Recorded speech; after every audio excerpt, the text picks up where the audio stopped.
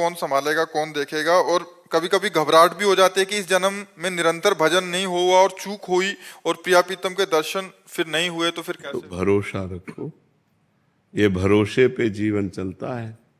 अगर हम भगवान के भरोसे हैं तो हम अपनी तुम्हें बताएं, आज के बहुत वो 16-17 वर्ष पहले की बात, हालत ऐसी खराब कि शरीर उठने लायक नहीं, स्वयं पानी लेके पीना है, स्वयं रोटी मांग के खाना है, दवा के लिए पैसे नहीं, एक आदमी हमारे पास नहीं।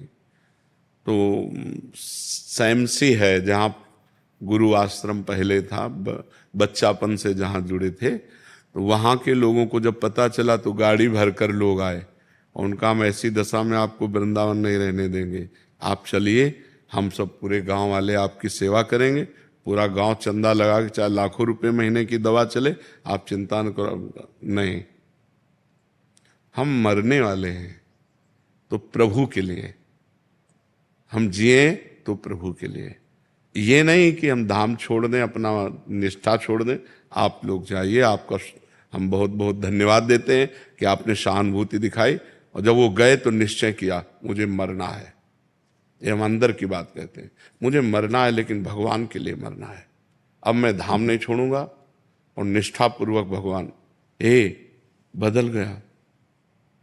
देख लो आप, ये वो व्यक्ति है जिसको मांगने से रोटी भरपेट नहीं मिली। आज 500 आदमियों का बाल भोग बनता है, 500 आदमियों का राजभोग बनता है, 500 आदमियों का शयन भोग बनता है। हमें अपने मालिक पर विश्वास रखना चाहिए कि उसका वैभव कितना बड़ा है। उसका देखो, आज एक बच्चा हमें पानी पिलाता है तो दूसरा बच्चा हमारा मुंह पोंछता है। सैकड़ों बच्चे, ये सब नौकरी पेशा वाले, सब सरकारी नौकरियां छोड़कर हमारी सेवा में हैं, और एक दूसरे से होड़ लगी रहती है कि यार तुम सेवा तो कल की ज्यादा की थी, आज मैं करूंगा। आप विचार, अपना बाप का पैदा किया हुआ बेटा भी सेवा करना नहीं चाहता अपने बाप की, और ये अन्य बाप से पैदा हुए और ये सेवा कर रहे, हमारे लिए जीवन हमको दे दिए। कौन है ये? भगवान का सारा खेल। तो हमें पहली बात तो ये नहीं सोचना चाहिए कि बुढ़ापे में मेरी सेवा कौन करेगा। जिसके लिए हमने जवानी दी तो वही बुढ़ापे में आएगा। अब बुढ़ापे में हमारे लड़का बच्चा थोड़ी है, हमारा परिवार थोड़ी है। तो हमको ये संशय तो नहीं करना चाहिए कि हमारा बुढ़ापे में कौन सेवा करेगा। जो भगवान है, सच्चिदानंद है, वो जिसकी शरण में वही देखेगा। और परिवार, संसार, अच्छा मान लो हमारा ब्याह हो गया, पति मर गया, तो फिर हम वैसे रह गए। अगर हमारे भाग्य में दुख लिखा है तो हम चाहे जितना प्रयास कर लें हमें दुख ही मिलेगा, और अगर सुख लिखा है तो हमारे भाग्य में तो सुख ही लिखा है। क्यों? क्योंकि भगवान है, हम भगवान की शरण में हैं। विचार करो, जिस गरीब बाबा जी को रोटी मांगने से नहीं मिलती थी, आज रोज या तेरे दिन डायलिसिस होता है। भरोसो दृढ़ इन चरणन केरो, भरोसो दृढ़ इन चरणन। जब प्रभु के चरणों का हम भरोसा कर लेते हैं तो फिर ये प्रश्न नहीं होना चाहिए कि मेरी वृद्धावस्था में कौन सेवा करेगा।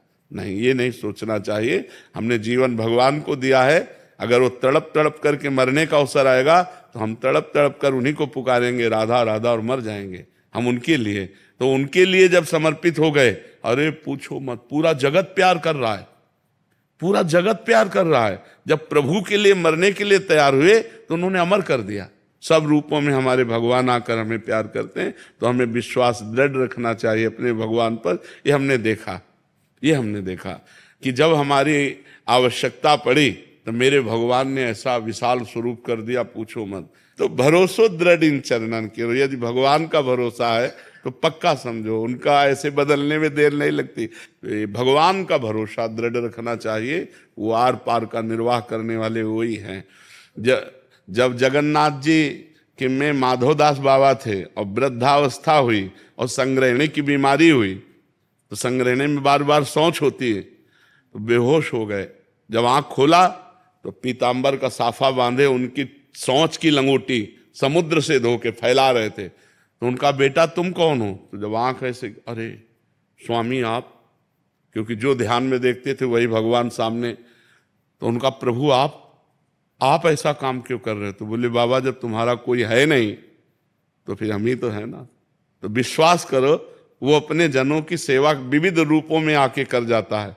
वो विविध रूप बदल कर आता है अपने भक्तों की सेवा। जब तुम्हारे पास कोई सेवा के लिए नहीं होगा तो भगवान स्वयं सेवक बन करके आ जाएगा, क्योंकि जीवन भगवान को समर्पित किया है। दृढ़ विश्वास हो, सच्चाई से चले तो फिर निर्वाह भगवान कर देते हैं।